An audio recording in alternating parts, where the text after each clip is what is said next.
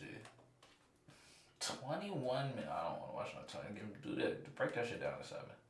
From 2004 to 2007, MTV's Pimp My Ride showcased jalopy after jalopy transformed into the crazy rides of each contestant's dreams. Hosted by rapper Exhibit, the show would take broken down, beat up vehicles and give them a complete makeover. Wild paint jobs and flashy rims were simply the start, as each ride would also feature crazy gimmicks inspired by the contestants' personalities. But the truth is, the show contained a lot of behind-the-scenes realities that make you wonder why anyone bothered to trust the show with their cars at all. Here's the surprising truth behind MTV's Pimp My Ride. In 2013, a man named Justin Derringer hosted a Reddit AMA devoted to his 2005 appearance. I can't believe you was bullshit. Give me my car back. It actually took over 5 months for the show's mechanics to pimp his car. The show, meanwhile, made it seem like Justin's car was in the shop for only a few days. After all those months, it turned out that all the pimping was all, as Justin put it, Mickey Mouse cosmetics. The shop didn't touch any mechanical issues whatsoever, focusing entirely on making the car look good. In addition, Justin dropped the bombshell that during the 5 to 7 months a car was getting pimped, contestants were on their own. They had to provide and pay for their own alternative transportation. Damn. Since most people don't own 2 cars, that often meant rentals. Problem was, since many contestants were under the age of 25, renting a car was oftentimes difficult. It's too bad MTV didn't think to pimp their bus fare too. Far more truth about the show came out in 2015, during a Huffington Post interview with Justin and several other contestants. For one thing, almost the entire show was staged right from the get-go. Even the audition tapes were exaggerated or outright faked.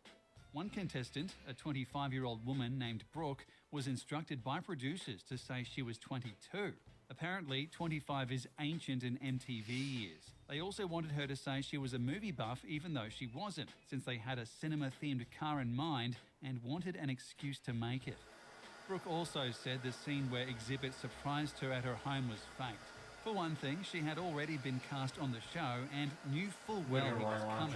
For another, it wasn't Tiffany Haddish is on here? No way. Hold on.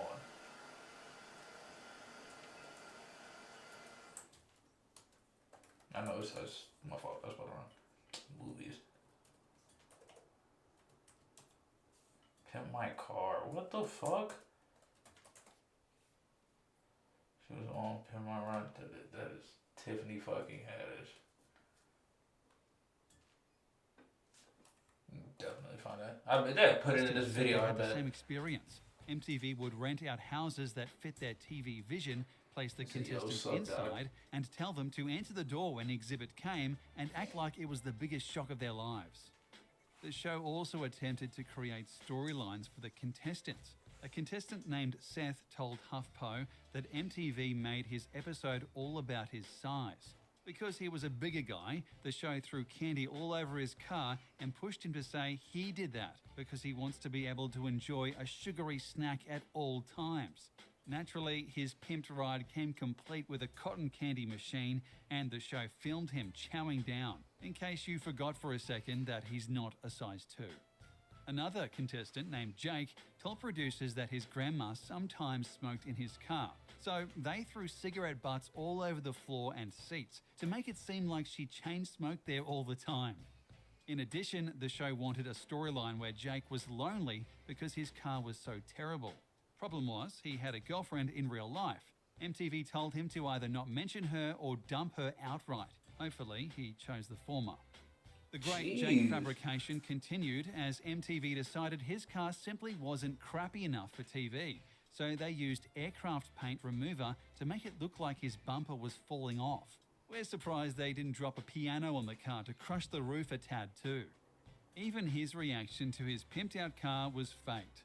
MTV wanted their contestants to go wild with excitement, and apparently Jake didn't do that. So as he told HuffPo, a guy named Big Dane, who was in fact very big, gave him a 10-minute talking to that involved the encouraging statement, "We put a lot of work into this, we expect you to be a little more fucking enthusiastic." That sounds less like a helpful directorial note and more like a threatening mafia shakedown. But the accessories themselves weren't faked, right? Well, kind of. All those cool toys were real, but most weren't designed to last. A lot of them either stopped working or were simply removed soon after cameras stopped rolling. Seth, for example, mentioned that the TV screens installed in his car and in virtually every other car on the show busted after just a few viewings. Also, the shiny LED lights they installed in his seats got real hot real fast. They were so hot, in fact, he could never really use them. He also got DeLorean-style raising doors installed on his car, but the rear doors had to be removed before he actually drove the thing. The door's raising rods simply didn't allow room for seat belts.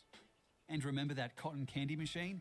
Well, the show neglected to install a dome on the machine, meaning the cotton strands would fly everywhere whenever he tried to use it.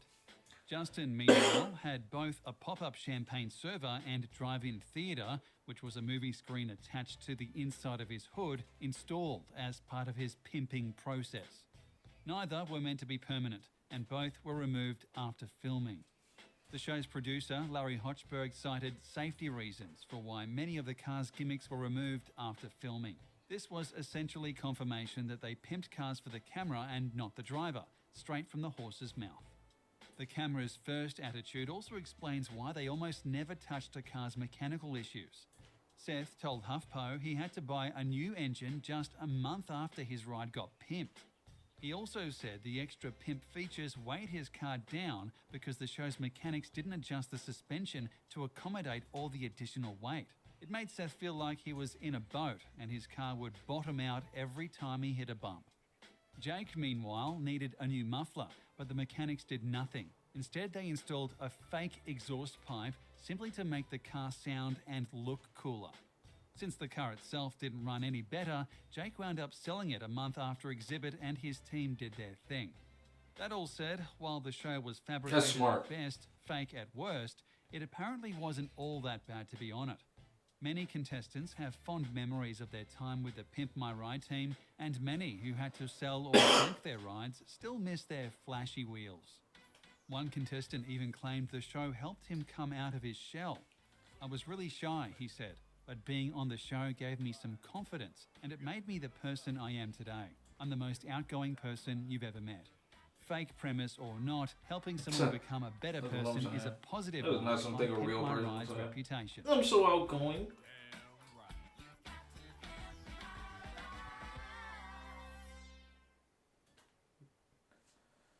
To even know it's fake. Guys, my name is. Yeah, that was a good video.